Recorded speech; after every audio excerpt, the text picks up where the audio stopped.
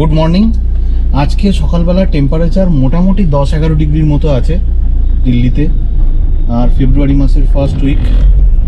তো আজকে এখন গাড়ি নিয়ে বেরোচ্ছি, একটা কাজে বেরোতে হচ্ছে। তো ভাবলাম যে বেরোতে বেরোতে একটু আপনাদের সাথে কথা বলে নিই। নতুন যে ডাস্টার গাড়িটা এসছে সেটা নিয়ে তো একটা ভিডিও করেইছি অলরেডি এর আগে। এটাও বলেছি যে ডাস্টারের 3 রকম ইঞ্জিন অপশান আসতে চলেছে। তো সেটা নিয়ে একটা ডিটেলে ভিডিও আছে, যদি না দেখে থাকেন তাহলে এখানে আই বাটনে ক্লিক করে দেখে নেবেন। এবার রেনো আবার নিউজে চলে এসছে। রেনো এখন বলছে যে আমরা মিনি ডাস্টার লঞ্চ করব। মিনি ডাস্টার মানে কিছুই না, ওই sub-4 মিটার এসইউভি সেগমেন্টের যে গাড়িগুলো আছে সেই সেগমেন্টে একটা গাড়ি ওরা লঞ্চ করবে বলে ঠিক করেছে। এবার ভিডিওতে আর sub-4 মিটার এসইউভি টাইপের গাড়ি 4 মিটারের মতো, 4 মিটারের মধ্যে, এগুলো আর বলবো না, মিনি ডাস্টার বলেই আমি বলতে থাকবো যাতে বোঝাতে সুবিধে হয়। তো এই মিনি ডাস্টার গাড়িটা এখন ওরা বলছে যে আমরা লঞ্চ করব। এবার অলরেডি তো ডাস্টার আপনারা জানেন যে মার্চ মাসে লঞ্চ হবে। এবার তারপরে রেনো গ্রুপ মডিউলার প্ল্যাটফর্মের ওপর বেস করে 7 সিটার ডাস্টার বা বিগ স্টার যেটাকে বলা হচ্ছে সেটা লঞ্চ হবে। বিগ স্টার হয়তো এবছরের শেষে কিংবা 2027-এ লঞ্চ হয়ে যাবে। এবার তার পরের বছরে অর্থাৎ 2027-28-এ মিনি ডাস্টারটা লঞ্চ হবে। এবার এই মিনি ডাস্টারে যে ইঞ্জিন অপশানটা থাকবে বলে শোনা যাচ্ছে সেটা হচ্ছে 1 লিটার টার্বো যে পেট্রোল ইঞ্জিনটা যেটা ডাস্টারে আছে সেটাই এখানে থাকবে। আরেকটা ইঞ্জিন থাকবে বলে শোনা যাচ্ছে 1.5 লিটারের ইঞ্জিন, যেটা ওই পুরোনো ডাস্টারে আসতো, কিন্তু সেটার চান্স খুব কম আমার মনে হয়। 1 লিটারের যে 3 সিলিন্ডার টার্বোচার্জ ইঞ্জিনটা ওটাই আসার চান্স বেশি থাকছে। এবার কথা হচ্ছে তাহলে কিগারের কী হবে। আমরা যদি সেলস ফিগার দেখি তাহলে কিগারের মোটামুটি 960 থেকে 1000-1200 এরকম ইউনিট বিক্রি হয় প্রত্যেক মাসে। ইনফ্যাক্ট কিগারের মার্চ 2025-এ একটা মেকওভারও এসছে, কিন্তু তারপরেও সেলস সেরকমভাবে কিগারের বাড়েনি। তো সেই জন্যই কিগার থাকবে কিনা একটা প্রশ্নচিহ্ন থেকেই আছে। এবার আমি ধরে নিচ্ছি যদি কিগার থাকেও তাহলে দুটো sub-4 মিটার টাইপের যে এসইউভি গাড়িগুলো আছে সেটা রেনোর হয়ে যাবে, ঠিক যেরকম মারুতি হয়েছে।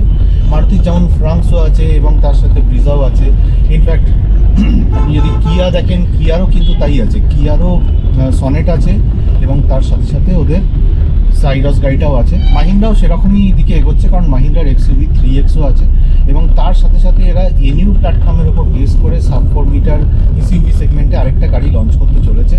এবার সবাই sub-4 মিটার এসইউভি টাইপের যে গাড়িগুলো আছে সেগুলোর দিকেই বেশি নজর দিচ্ছে। এর একটা কারণও আছে, কারণ GST 2.0 আসার পরে এই sub-4 মিটার এসইউভি সেগমেন্টের গাড়িগুলোর ক্রেজ এমনিতেই বেড়ে গেছে এবং মানুষের কাছে ডিমান্ডও বেড়ে গেছে, কারণ প্রাইস তো কমেই গেছে, ওই জন্য হাতের নাগালের মধ্যে চলে এসছে। এবার রেনো যদি sub-4 মিটার এসইউভি সেগমেন্টের দুখানা গাড়ি লঞ্চ করে দেয় তাহলে definitely it is a good news for Renault. আবার আরেকদিকে আরেকটা অবজারভেশনও আসছে যে কিগার যে গাড়িটা আছে সেটা আদপেও যখন মিনি ডাস্টারটা এসে যাবে তখন থাকবে কিনা, কারণ কিগার গাড়ি নিয়ে লোকের একটু কমপ্লেন আছেই। কমপ্লেন কীরকম সেটা একটু হাস্যকর লাগতে পারে, কারণ কুইড যে গাড়িটা আছে ফ্রন্ট ফেসিয়া যদি দেখেন তাহলে কুইড আর কিগারের ফ্রন্ট ফেসিয়াটা অনেকটা এক টাইপের, বলবো না একদম এক টাইপের, এবং ভেতরে যে ইন্টেরিয়ার্সগুলো আছে, ফিনিশিংগুলো আছে, সেগুলো কিগার এবং কাইগারের মধ্যে অনেকটাই মেলে। ন্যাচারালি মানুষ যখন কিগার গাড়ি কিনতে যাবে sub-4 মিটার এসইউভি টাইপের একটা গাড়ি, তখন যদি দেখবে যে সেটা কুইডের সাথে কোনো না কোনো ক্ষেত্রে রিজেম্বলেন্স আছে, যেটা একটা ছোটো অল্টো টাইপের গাড়ি,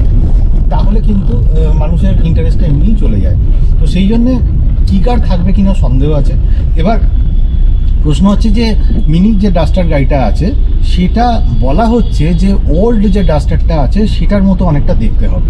পুরোনো যে ডাস্টারটা ছিল যেটা 2022-এ ডিসকন্টিনিউ হয়ে গেছে ইন্ডিয়াতে, তার মতো দেখতে হতে পারে। এবার আমি ধরে নিলাম যে পুরোনো ডাস্টারটার মতো যদি দেখতে হয়ও তাহলেও এই গাড়িটার নাম কি গাড়ি রাখা হলো, মানে এই মিনি ডাস্টারটার নাম। এবার এই জায়গায় যদি কিগার নামটা রাখা হয় তাহলে কি সেই গাড়িটা ততটা হিট করবে? কারণ কিগার কিন্তু খুব একটা সাকসেসফুল প্রোডাক্ট নয়। এবার এইখানেও আমার একটা অবজারভেশন আছে, কারণ এরকম অনেক গাড়ি আছে যেগুলো প্রথমে ফ্লপ করেছে কিন্তু পরবর্তীকালে যখন তার সেকেন্ড জেনারেশন এসছে কিংবা ফেসলিফট এসছে সেই গাড়িগুলো কিন্তু হিট করেছে।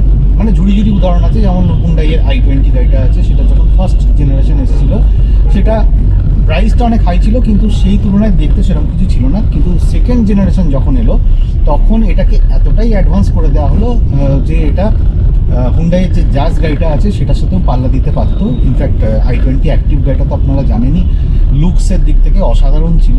তো সেই জন্যে i20 গাড়ি ইনিশিয়ালি ফ্লপ করলেও পরবর্তীকালে হিট করেছে।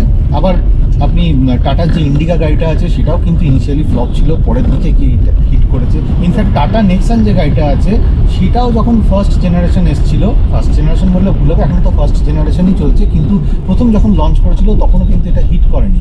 পরবর্তীকালে যখন এটার ফেস লিফট এলো তখন এই টাটা নেক্সন গাড়িটা আস্তে আস্তে সেলস পিক আপ করলো। ইনফ্যাক্ট এখন তো টাটা নেক্সন 1 নম্বর পজিশনে থাকছে, আপনারা দেখছেনই যে গত 2-3 মাস ধরে। আবার আপনি মাহিন্দ্রা দেখুন, মাহিন্দ্রার যে XUV 300 ছিল সেই গাড়িটাও কিন্তু সেরকমভাবে হিট করেনি। পরবর্তীকালে যখন XUV 3XO এলো সেটা কিন্তু আস্তে আস্তে মার্কেটটাকে ক্যাপচার করছে। ইনফ্যাক্ট এখনও সেলসটা মোটামুটি খারাপও হচ্ছে না, ভালোই হচ্ছে, 10-12 হাজারের স্কেলে একটা মান্থলি সেল হয়েই যাচ্ছে। আবার আপনারা বলবেন যে গাড়ির নামও চেঞ্জ করা যেতে পারে, কিগার নাম না নিয়ে অন্য নামও করা যেতে পারে। হ্যাঁ, সেক্ষেত্রেও হতে পারে। যেমন আপনারা দেখুন না, আরমাডা, মাহিন্দ্রার যে আরমাডা গাড়িটা ছিল সেই আরমাডা গাড়িটা কিন্তু ফ্লপই ছিল বলা যায়। তারপর ওর যে সাসপেনশন আছে সেটাই কিছু চেঞ্জ করা হলো, তারপর মেকানিক্যাল কিছু চেঞ্জ করা হলো, দিয়ে সেটাকে বোলেরো হিসেবে লঞ্চ করা হলো।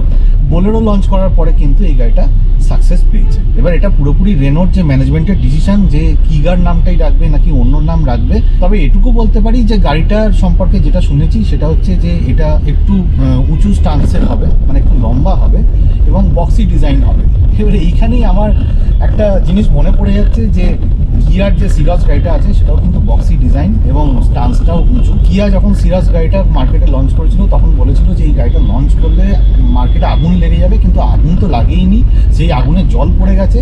কিয়া সিরসে সেরকমভাবে বিক্রিও হচ্ছে না। প্রথমে হয়তো একবারই হয়তো টপ 25-এর লিস্টে এসেছিলো, একবার কি দুবার হবে হয়তো, কিন্তু তারপর থেকে লাগাতার এই সেলস কমই চলছে। টপ 25 তো দূরের কথা, সেলসই নিচের দিকে চলছে। ইন্ডিয়ান কাস্টমাররাও যদি সাব 4 মিটার এসইউভি সেগমেন্টের গাড়ি হওয়া সত্ত্বেও সেটাকে একটু বক্সি ডিজাইন টাইপের দেখে, কিংবা যদি দেখে যে সেটা একটু টল বয় স্টান্স, তাহলে কিন্তু কতটা পছন্দ করবে সেটা নিয়ে আমার যথেষ্ট সন্দেহ আছে। এবার আরেকটা প্রশ্ন এখানে এসে যাচ্ছে যে মিনি ডাস্টার গাড়িটা বলা হচ্ছে যে 2027 কিংবা 2028-এ লঞ্চ করবে বলে।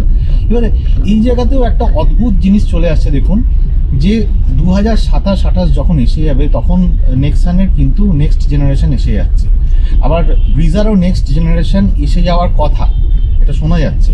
এবার নেক্সট জেনারেশন যে কোনো গাড়ির যখন আসে তখন কিন্তু অনেকটা চেঞ্জ হয়, অনেকটা চেঞ্জ হয় মানে অনেকটা অ্যাডভান্সমেন্ট হয়। এবার সেই জায়গায় দাঁড়িয়ে যদি রেনো ভাবে যে আমি বছরে একটা করে গাড়ি লঞ্চ করব, তাহলে কিন্তু রেনোর কাছে এটা রেড ফ্ল্যাগ হয়ে যাচ্ছে।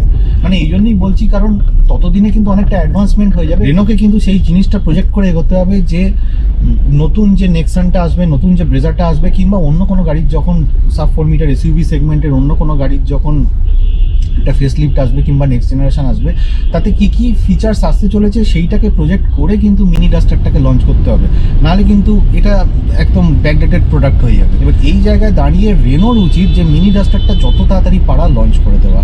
কারণ আপনারা দেখুন যে স্কডার যে কুশাক গাড়িটা আছে সেটা হচ্ছে MQB A0iN প্ল্যাটফর্মের উপর বেস করে তৈরি হয়েছে। এবার ওই সেম প্ল্যাটফর্মে স্কোডার কিন্তু কাইলাক গাড়িটা 1 বছরের মধ্যে লঞ্চও করে দিয়েছে, আর সেই জন্য কাইলাক গাড়িটা দেখুন ভালো সেলসও হচ্ছে। কারণ টপ 25-এর লিস্টে হয়তো কখনো আসছে কখনো আসছে না, কিন্তু স্কডার সেলটাকে ডেফিনেটলি বাড়াতে সাহায্য করছে। সুতরাং রেনোর ক্ষেত্রেও সেই জিনিসটা করতে হবে যে ডাস্টার যখন লঞ্চ হচ্ছে, ডাস্টারের সাথে সাথেই কিন্তু এই মিনি ডাস্টারের কাজটাও শুরু করতে হবে এবং সেটাকে যত তাড়াতাড়ি সম্ভব লঞ্চ করে দিতে হবে। এবং লঞ্চ করার পরে যদি এটা 5 স্টার রেটিং পেয়ে যায় BNCP কিংবা গ্লোবাল NCAP ক্র্যাশ টেস্টে, তাহলে তো কথাই নেই। যাই হোক, দেখা যাক ডাস্টারের স্ট্র্যাটেজি কী মিনি ডাস্টার নিয়ে, ভবিষ্যৎই বলবে যে রেনো কী করতে যাচ্ছে এটা নিয়ে। এবার আমরা চাই যে এই গাড়িটা যত তাড়াতাড়ি লঞ্চ করবে ততই রেনোর পক্ষে ভালো, মঙ্গলজনক। এবার এটাও তাড়াতাড়ি হওয়া সম্ভব যদি আপনারা আমার চ্যানেলটা সাবস্ক্রাইব করে নেন। যত তাড়াতাড়ি সাবস্ক্রাইব করবেন, যত সাবস্ক্রাইব করবেন, ততই কিন্তু এই রেনোর যে মিনি ডাস্টার গাড়িটা আছে ততই তাড়াতাড়ি এটা লঞ্চ হওয়ার একটা চান্স চলে আসবে। যাই হোক, আজকের ভিডিওটা এখানেই শেষ করলাম। যারা 4 হুইলার চালান তারা সিট বেল্ট পরবেন, যারা 2 হুইলার চালান হেলমেট পরবেন। খুব ভালো থাকবেন, বাই। প্রচণ্ড ভিড় আছে রাস্তায়, এবার আমি ক্যামেরাটাকে বন্ধ করি।